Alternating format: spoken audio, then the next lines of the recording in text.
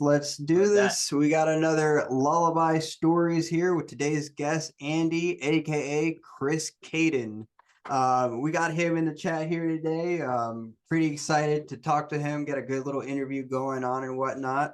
All of this exclusively on Electrostep Network. Andy, how the hell are we doing today, man? Doing all right, man. How you doing? I'm doing good, man. I'm doing good. How about we jump right into this thing? All right. Tell me a little bit about yourself, man. Who is Andy, aka Kris Cayden? I started doing this some 12 years ago. Sorry, about two thoughts about my girlfriend. There you go. Little noms.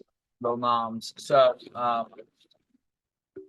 yeah, so I started this about probably 11, 12 years ago. I went under like DJ Dravez, Nomad Epics, a couple other names. And then two of my friends died from opiate affiliated things. So the name Kris Cayden came from Kris Cayden and Matt Caden. It's been that way ever since. I was told a bunch of times I should rebrand or whatever, but I'm not going to disrespect the dead. It's going to stay this way. I'm just going to rebrand the logo around it. And basically, yeah, my whole thing is like, can I curse here? Is that allowed? Yeah, absolutely, man. All right, Curse away. So my whole thing is like, fuck heroin. Honestly, it's been fuck heroin for a long time. And then I don't know. That's probably kind of, the music is just meant to make you feel good. I like EDM. I like vocals with EDM especially, but if you just make just EDM traditional with no vocals, everybody can listen to it. It breaks all language barriers. It's just a feel good time. That's what we're here for. Hell yeah, hell yeah.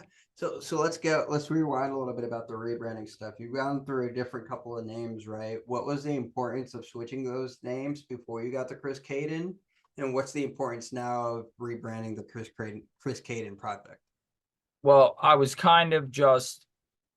always looking for that name. You know, everyone they first start, like you're trying to find something that's like Skrillex, Excision, like all those names that like has like some sort of like, I don't know, like grit behind it. Right. But then I just fell on Kris Cayden because I wanted to be in my own lane. I always wanted to be like multi-genre. Like Kris Cayden I can make whatever I want under that alias because you're not expecting too much. But you're not going to expect like dirty dubstep from that. You know, like I guess you could depending on how you brand yourself. Sure. And for years, all I made was just dubstep, and I started branching out after my first album into every genre, which was Paroxysm, and then it went to Stranger Than Fiction. So it's the brand really is up to you and how you represent it. Anything can be branded globally. Like Skrillex, I mean, really, what is Skrillex? Like, if you think about that word, that's not even a word. Right. But he's branded it with the three red ones in a row, or eyes, or however you do it, or L's. Or And Roman Dead numerals, Mouse, whatever, right? yeah, like what's Dead Mouse? Same thing. His brand is the M, the capital M in between that's what it is. You just have to make it global. So for me, it's the Angel. Can't really capitalize. I can capitalize K and C, but it's not the same. So like for me, it's the Angel. I feel like the scene is filled with a lot of darkness lately. Everyone's trying to go satanic, and I'm not like a Christian, or I'm not in Catholicism, but I'm a spiritualist. But for me, there's so much darkness in the scene. Like you got to shed some light on it somewhere, and that's kind of what I'm trying to be. Absolutely, absolutely, man. I definitely agree, man. I like the idea of like an artist finding their sound and branching off kind of thing. Personally, I've always started off just like, fuck it, I'm gonna make whatever I want right from the get-go kind of thing. But you see so many artists, and I'm sure you have, of like they go through different phases. For instance, Skrillex is a perfect example. Started with dubstep. Now look at his recent albums, Quest for Fire, Don't Get Close, right? All that stuff is not like first of the year, you know what I mean? But it's No. still a Skrillex kind of thing. So with that being said, your years of making dubstep and finally branching off to different genres, what's made it unique that it's still the Kris Cayden sound? What are your like techniques that you've made it like, all right, this is my sonic signature? See, that's so weird to me. I've been asked that question. I've actually been told that question a lot. Uh, yeah, that's correct, right? Told that question. Yeah, something like Sure, that. we'll go with Whatever. that, right? Yeah, whatever that English is. But everyone's always like, "Oh, you want to find the sonic sound, like your sound." Like Right. you hear like a Samplifier song, you know it's Samplifier. But for me, like I said, I write music so fast that like if I just use the same sonic signature in every song, I could write you an album in a day. Like Gotcha. all I'd have to do is keep the same structure because once again, when you're DJing, it's basically the same structure minus like you know 9 bars or so. Right. Um, but I don't want that. So like I don't really have a sonic signature. I guess you could probably tell by my mix down. Like that Mhm. would be like how I do it. Right. Um, but there is no the only thing I've liked is making like Vox dubstep, which is Gotcha.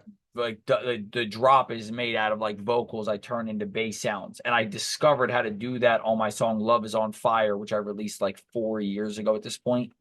Nice. Um, and then I do like chops and stuff like that. Um, that would be like a sonic sound that I do that I haven't heard anybody else do. Now that I think about it, There you go. There you go. Yeah, like everybody has that like, like whenever I put somebody on, oh, okay, this is that person, you know what I mean? I don't even need to fucking see the name of it kind of thing, you know what I mean? I can yeah, be like, "Oh, is this such and such?" Yeah, it is such and such. Cool. You know what I mean? I like your approach to it kind of thing, you know what I mean? Like you're not the less limitations that you put on yourself, you give yourself more freedom to do what you actually love is the way I kind of look at it. yeah, Would you agree or yeah. As I say, yeah. I have no limitation. I make everything. I make anything from house to dubstep, drum and bass, trap music, house, like tech house, bass house. Like I make it all because I don't want to pigeonhole myself.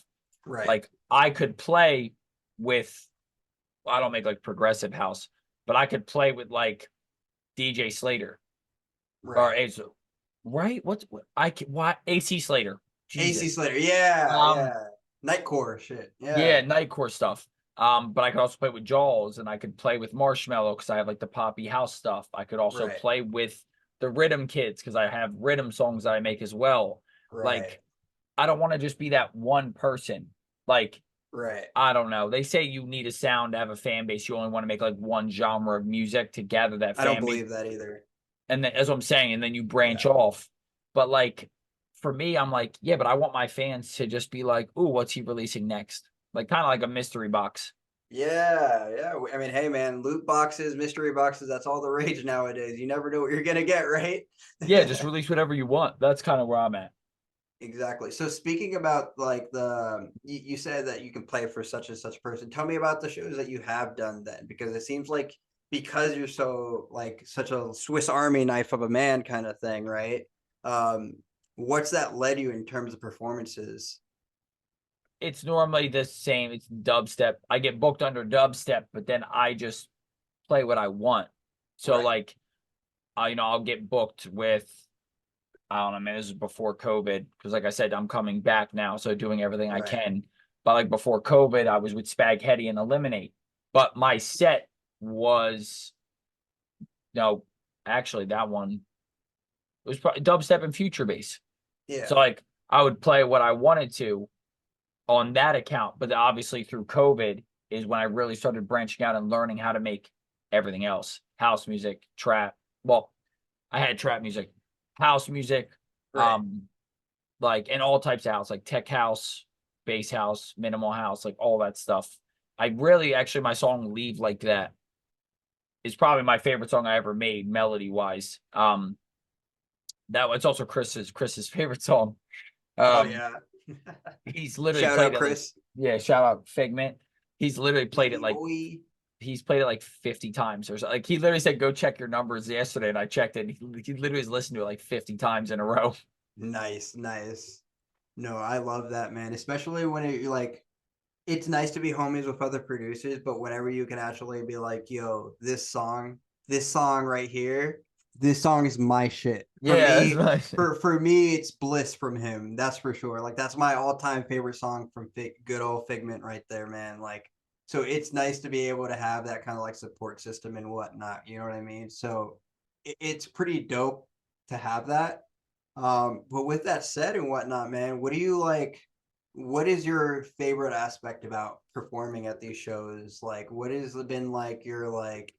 Do you get any stage fright or anything like that? Do you just go on and just fuck it up? You know what I mean? Tear up the dance floor. Like, what's been your like experience playing, kind of thing? Do you prefer even playing versus producing? You know, like I know a lot of people like to do different things. So I like both. I don't get stage fright. I kind of just walk up there. Like I said, I've been like there's a lot of people in the scene who like drink. They'll have like a beer or two right. before they go up to like curve that. I Mm-hmm. mean, I've been sober for a long time, man. Um, that's another thing behind Kris Cayden as well. Mm-hmm. I've been sober for like 8 years, but Congratulations. I mean, here's the thing. I was never an alcoholic. Like Right. that never affected me. Right. And nowadays nothing affects me. Like the word no is just I can say it to anything. Hell yeah. But like I can get drunk like and then not drink for a year. Like it doesn't I don't crave that again. So like do I get stage fright? No. But sometimes do I have like a little social anxiety?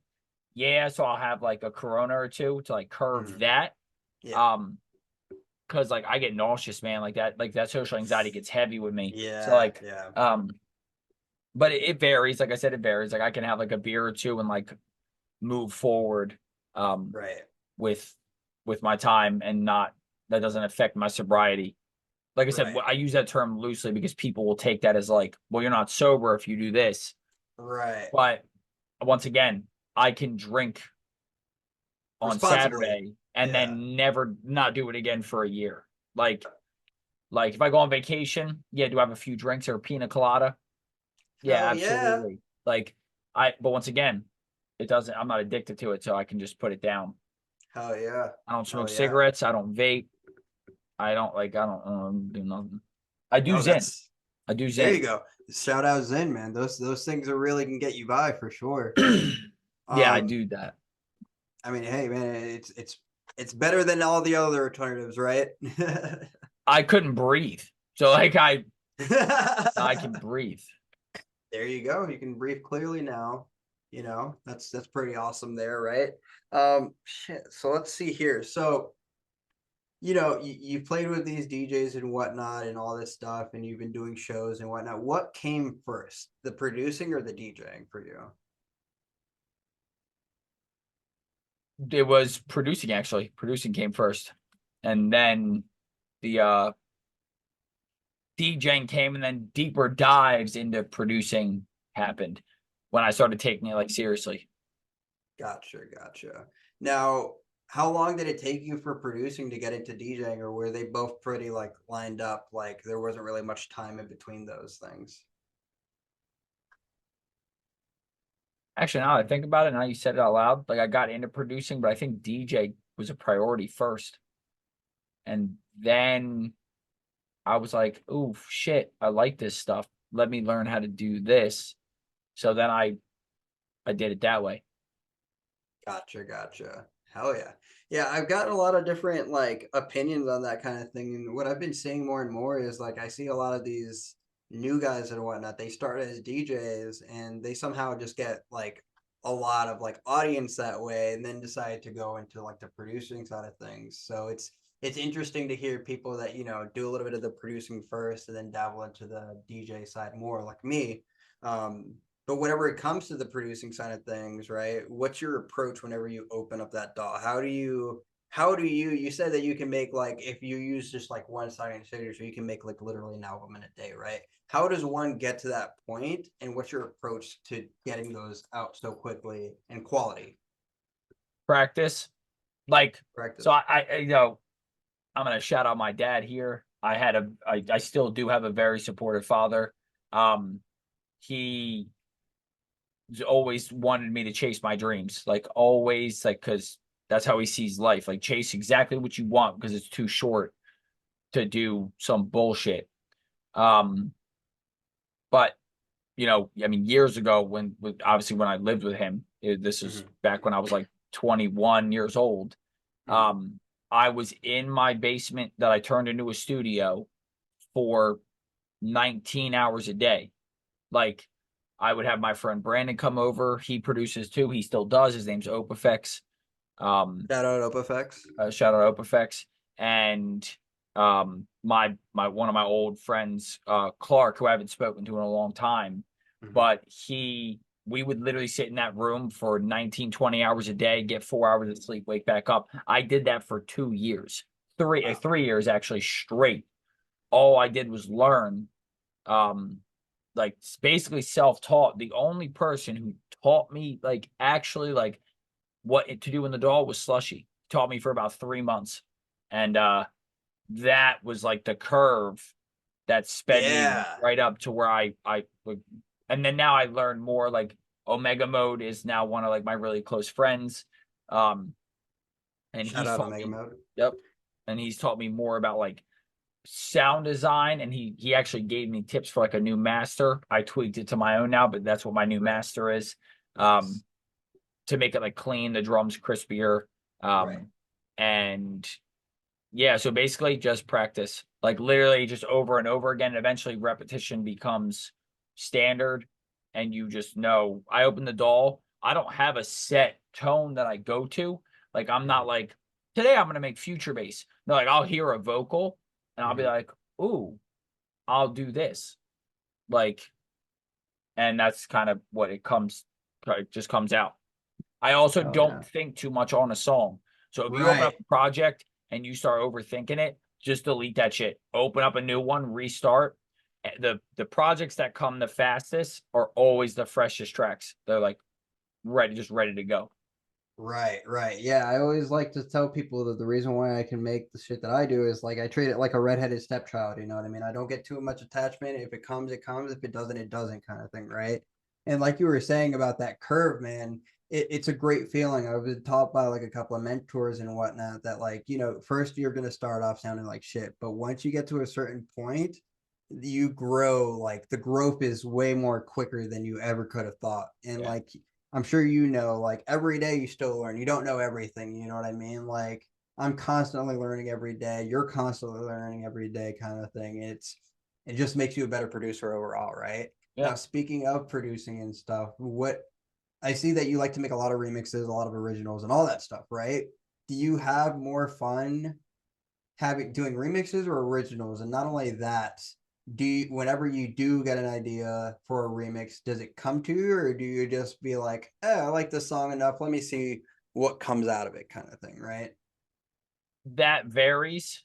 So like, what was it? Last year or probably 2 years ago, this point actually, I did the Heaven remix by DJ Sammy, and then I did Cascada and I did Bass Hunter when Now You're Gone. But I did all three of those in a row. And what I did is I was like, oh, I love these songs. Like everyone knows these songs. And then I went and researched are there remixes to these? And there was, but none of them were dubstep or like Mm-hmm. melodic bass or anything like that. And I was like, oh, I can do these.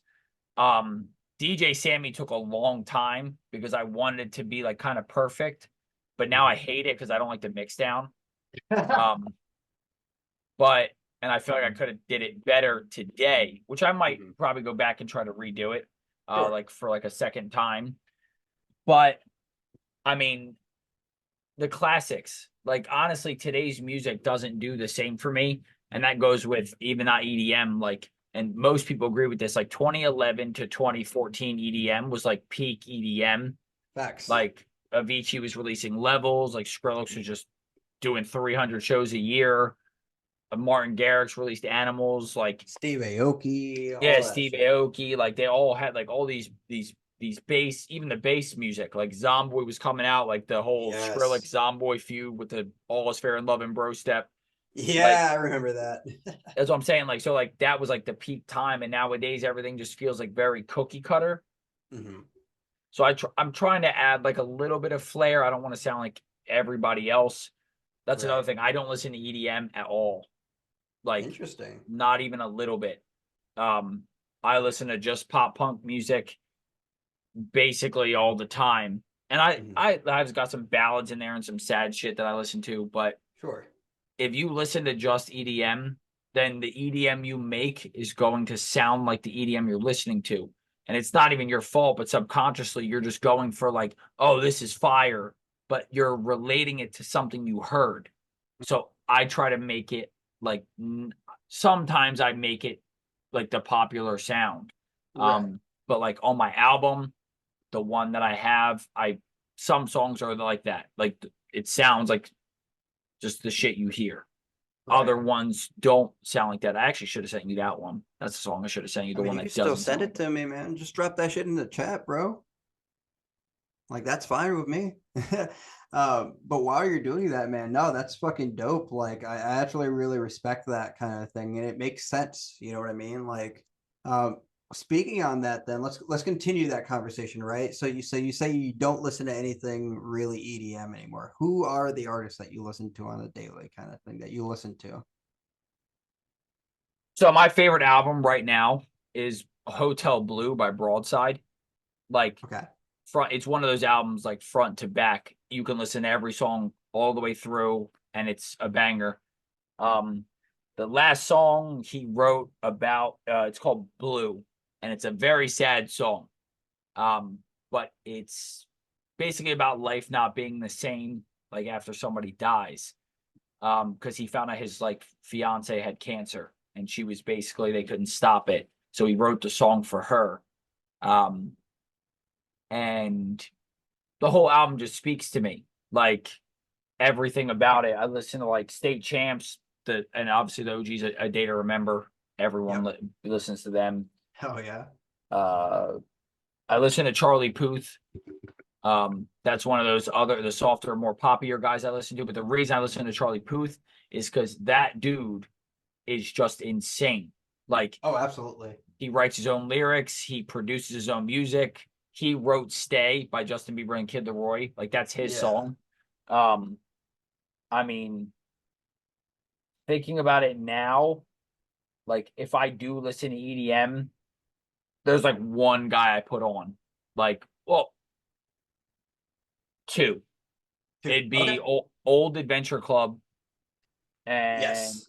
Ollie Hell yes. Both of those are Like great options. Yes. Ollie is just to me, I don't know why he's not bigger. I think Right. like the music he makes is just this next. It's just so good. Like it's emotional. It's exactly what the scene needs. A lot of the stuff, like I said, is cookie cutter, and there's just no emotion behind it. It's Right. just one note, impact, riser, rhythm. Like Yeah. that's Yeah. just my Yeah. take on it. No, for sure. For sure, man. That's Oh, freaking dope. between you and me, and Uh, between you and me, that's another band I listen to. between you and me. Okay. Not heard of that one. I'm gonna have to definitely check that one out. Like I like the name of it a lot though. They're That's so a good good. one. They're so good. Oh yeah. I think right now, outside of EDM, the biggest albums for me right now is like Breakins. Breakins is a hypochondriac, hyperpop guy. Like that guy also is similar to Charlie Puth. You know what I mean? Writes his own lyrics, does his own vocals, does his own production, and like you kind of get a little feeling sometimes. Like shit, this dude's not even 21 yet, and he's over here making like insane shit, and sometimes you feel like a little like, man, I could have started a little bit earlier, but at the same time, like, it's just an interesting feeling, and you still got to respect the music for what it is, kind of thing. Yep, I agree. uh, but shit, man, no, that's like really dope. Charlie Puth is definitely one of those people. That and Jacob Collier, I think, are some of like those really big people that have like, and John Bellion, for instance, is another example of like Yep, very good. just very very good artists that have like been able to carve out, like you said, that sound that can bring a different experience to what's out there already, kind of thing, right? Um, so it's all just like super. I think your Discord sounds are just going off the rail right now, brother. Either that or it's mine. I can't. Let me see here. It's not my Let me Discord. I closed out my Discord because it was going off the rails. All right, bet. Let's see here. Closed mine just in case there. Cool. Perfect. All right. Awesome. Awesome. Awesome. Speaking of Discord, man, how often do you utilize Discord kind of thing in this line of work kind of thing? I'm in Discord literally all day, every day. Like All that's day, literally every where day. I exist is in Discord. Like I'm in like so many different channels. Uh, because I mean, I've been telling people for years, Discord is like, especially through COVID, like a Yes. lot of my producer friends are like, yeah, I don't have Discord. And I'm like, why not? Like, this is where we all are. We're like, because we can't hang out. So we're just here, whether it's making music, playing video games, I can stream my screen. Like, we can just do everything in one place. Right. Um, like, why? I don't know. It's the same thing. Like, a lot of my friends still are like, yo, I want to move to LA, connections. I'm like, this isn't the 1970s. Like we have the internet now. Half the people I know I met through the internet. Like, Right. so I was like, why do I live on the east, they live on the west. So like, why don't we just do something? I don't know. We can just do something on the computer. We can share Right. screens. I can even take control of your computer from here. Like, so Literally. we don't need that. No, for sure, for sure. And now that there's better programs out there too, like for instance, me and my boy, we use Muse. It's like Zoom, but for like producers and on steroids kind of thing, man. And that's like a game changer in terms of like music. Like I can just put a Muse plugin on my master, and next thing you know, they're getting high fidelity audio all the way through kind of thing. And I don't have to worry about like using my default audio driver that's on my computer and it sounding like shit kind of thing. Also, the latency is ridiculous too. It's so good. But outside of that, man, I definitely agree. Like we're in a different era now that it's actually become way easier to connect with people and create the things that you love, kind of thing. Yep. Now, rewinding back a little bit, right? You said you battled through addiction, those demons, and that you kind of made your name because of those like demons that other people have fought and they have lost kind of thing. So tell me what that's been in terms of like the mental impact. How do you maintain that mental health or sobriety? I'm sure it does get a little easier over time, kind of thing, but still, it's one of those things, right? Like the mental aspect, especially whenever you're making music at the level that you are, kind of thing. Like, what is your ways to keep yourself grounded and all that stuff? See, the thing is, the whole fighting addiction thing, I understand there's like the topic of it's a disease or it's a choice thing. Mm-hmm. Um, which that's a different subject to talk about. But Right. for me, I literally remember just saying no one day. Like I looked at myself in the mirror and I was like, what the fuck am I doing? Like I was like, I looked horrible. Like you could see my ribs. I was like, yeah, no. And I stopped. And that's the genuine like concept I have there. If you want to stop, you'll stop. It's the same thing when people are smoking cigarettes and they're like, yeah, Right. I want to quit.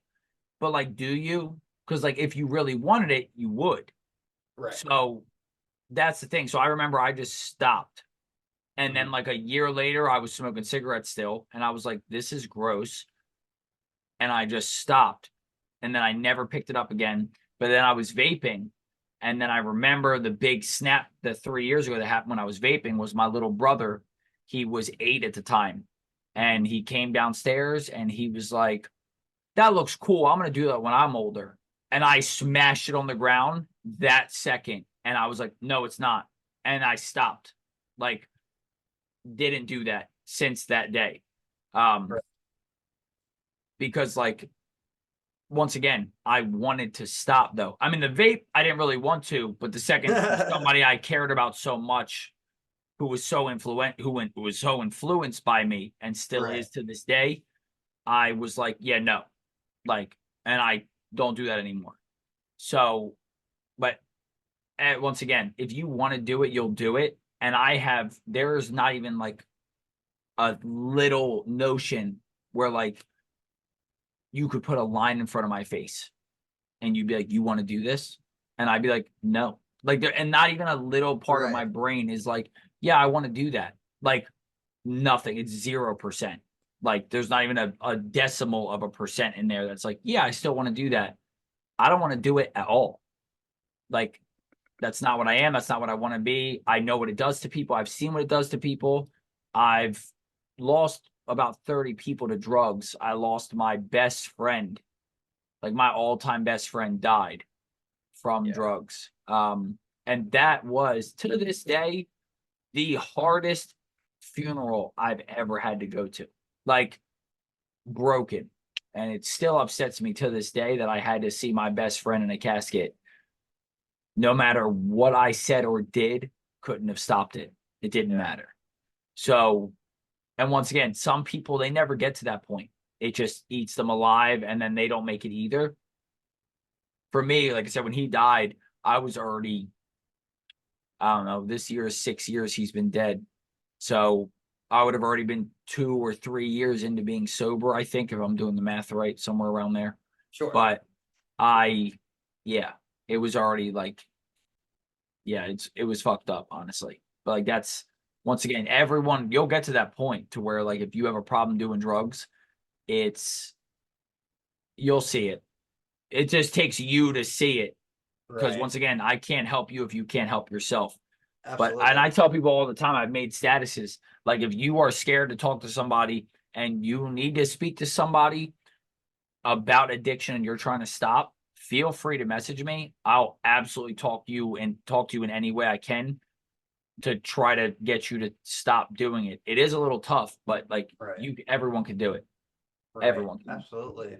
Did you go ahead and send that into the Zoom chat right here, that other track, by the way? Oh yeah, that's we're running up on the we got less than 8 minutes and 30 seconds left, kind of thing, and I want to make sure that we listen to that, talk about that a little bit, get last words, etc., kind of thing. But outside of that kind of thing, right, like your mental health, right, like how do you take care of yourself? What are ways that you like find yourself gravitating in, like what's the word I want to look for here? Keep yourself grounded. You know what I mean? We all, like, you know, me still having my own vices, right? Like I can learn something from, like, you know, somebody who has no vices like that. You know what I mean? Keep yourself, I don't know, man. I still suffer from depression. Like, there are still days where I feel down. I don't know, man. I take my dog for a walk. Like, me and him just go, I'll walk him for like 30 minutes. I don't know where he's at. He's not here right now. My dog is laying right next to me and my cat's on my lap. Yeah, the vices are, I don't know, man. Go walk, get some sun, just go think about it. Like, your life, and once again, everyone says this, your life could be so much worse than what you think. Like, if you think you're down, there's somebody out there who is way worse off than you are. Absolutely. Like, always think about that. Somebody always has it worse. Like, I put everything into perspective. Like, I have my aunt, you know, my aunt's 50 something and my grandmom is 74, but my grandmom isn't doing well. And my aunt doesn't want to let her go, which is absolutely fair. That's her mom. But I tell her, like, listen, I have friends who are 30 years old and they lost both, like, my one friend lost both of his brothers, his mom and his dad. Damn. So, and I was like, you know, you got an extra so many years with your mom. Like, think about that. Cause like, you're blessed. You still have both of your sisters, like both my aunts are still like alive. And I was like, look at that. Somebody always has it worse than you do. And I promise you, like, just every day think about that and you'll be okay. Oh yeah. Well, with that being said, with the last couple of minutes we got remaining, I'm going to go ahead and pull up this track real quick. We're going to play it for the audience here. And yeah. All right. Can you see this? Is it coming up? Yep. Yeah. All right. Perfect. I'm going to press play and rock and roll. All right.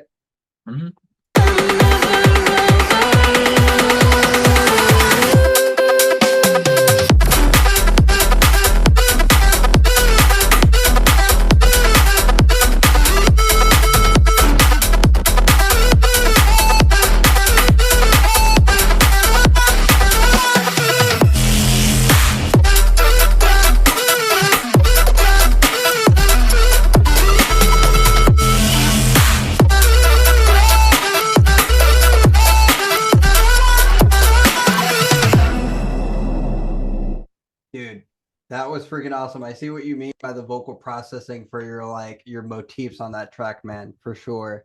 We got about 4 minutes remaining here. That's why I didn't play the whole track through. But if Yeah. anybody wants to listen to it, they can find that bitch in the links down below. But with that being said, man, tell me what's coming up. You know what I mean? If you can give somebody like that's just starting off some advice that you wish you knew, kind of thing, and shout outs. Because I The know only you got advice like a I collab coming up too and whatnot too. So yeah.